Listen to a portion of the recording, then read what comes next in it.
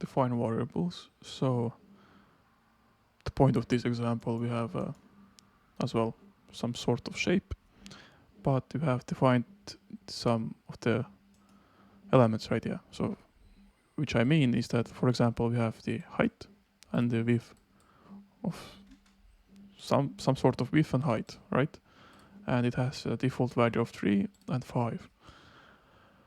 And by creating that shape right here, we can use the defined variable in our equations right here. For instance, we have delta y, then it's height divided by 3. Or we have, for next point, we have width and height. Then we have delta x, width divided by 2. Then we have another equation, and the shape is created, right? Well, we can always change that, right? So you can divide by 2, for example, then the shape will change. Or delta y is divided by 1, nothing will change, right? Well, as you can see, that's how it works. So you can always define something before you build, so it will be much easier, for instance, in the future, to know what was created by with variable. So yeah, keep that in mind. It was a quick example of that one, but there are better examples in this package. Just let's check it out. Next one is the enumeration example, which I mentioned in previous videos before. So in the view tab, you have this define enumeration possibility. So basically, well, in this example, we have a group called barrier type, and simple as that. The enumeration item is just A, B, C, D, and these letters are displayed in the Civil 3D the same way.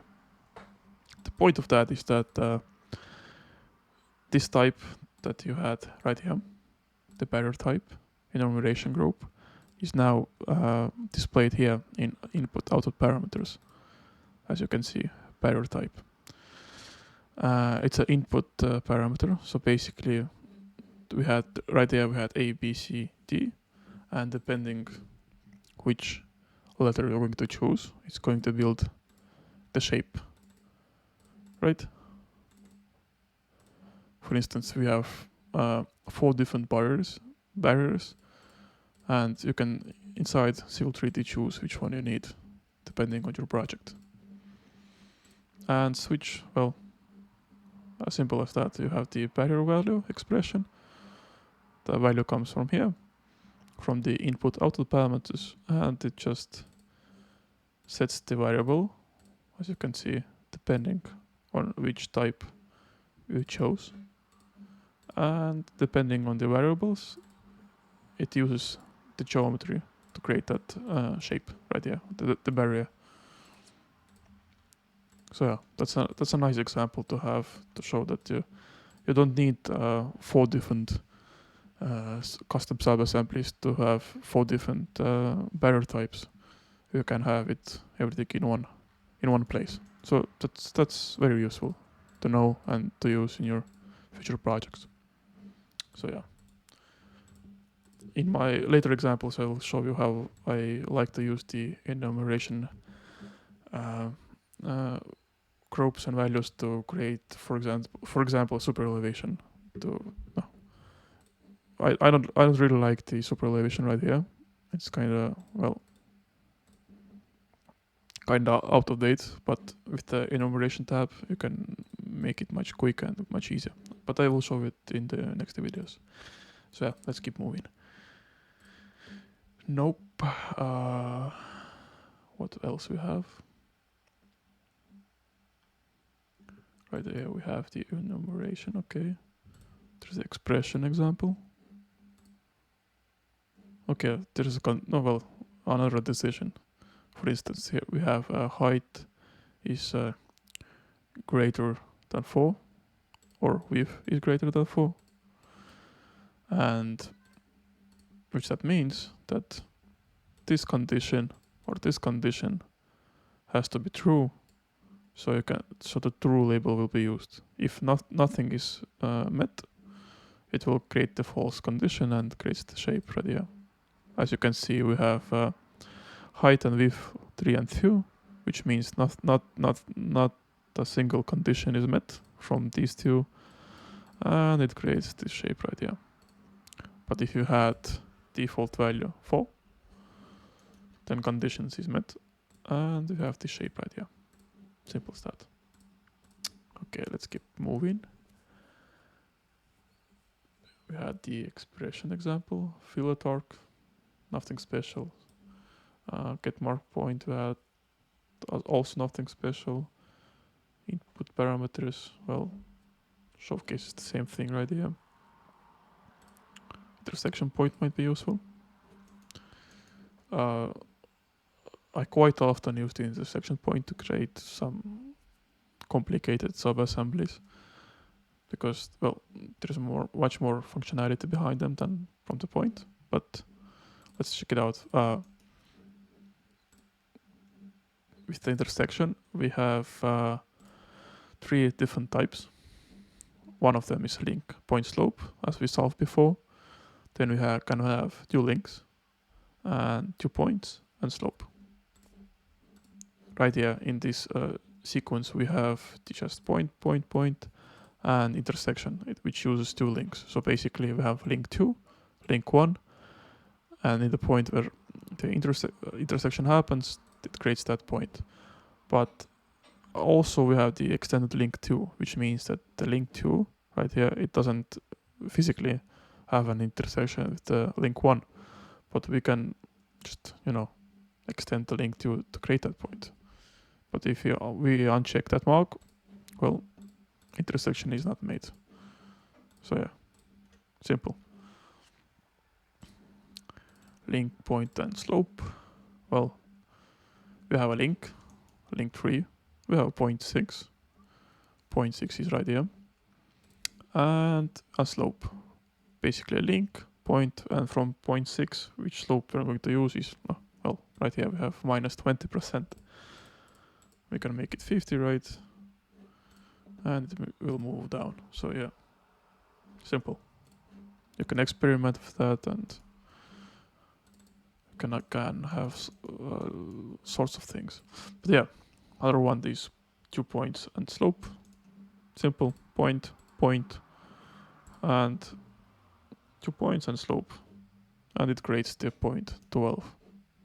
Simple as that. 2 links. Well, also almost the same example as the first one, but it just has the curves. So nothing special. Well, these are the intersection examples. What else we have right here? Is valid. That's a nice example as well. Here we have the decision. And the condition is if the offset target is valid, right here we have the offset target, it creates the curve. If we don't have the offset target, it doesn't create the curve. So yeah, it's quite useful function to have. With that function, usually you can, if you solve the event viewer errors before, then for instance the surface target is not specified and you don't want to have these sorts of things in your Civil 3D, then you can always use the decision in these things. So you can just use, for example, the surface target is valid and it creates for instance, the auxiliary point 10, right? If it's not valid, then it doesn't create the point and it won't show you the errors in event viewer. So it won't just, spam your event viewer in Civil 3D. So that's a good thing, a good tip to keep in mind. So yeah, let's keep on moving. Is valid. Link example. These are nothing special. Loop geometry. That's a cool one. Here we have the condition. And depending on the condition, it starts the looping, right? So here you go. Just loops the previous 2 points and creates this creates these steps right here. And there's a limit. For example, right here we have 10 loop repetitions. After that, it's going to just, have this one big link to the surface. So yeah. Next one, offset example. Well, it's just offset, point, angle. These examples just show you the different types of points that they can do. So in the point type, you can choose what it's going to do. There's an angle and delta x, depending on your situation, on your thing that you want to create. You can choose what does the point do. So yeah, you can go through all these points and see how they work, how they interact with each other, but I'm not going to stop on these ones. There's a rail count example.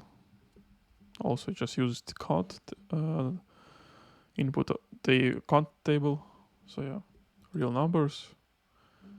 Now just shows you that you can use numbers in delta x and delta y's. So I usually don't use just the static numbers because you usually want to always change what happens.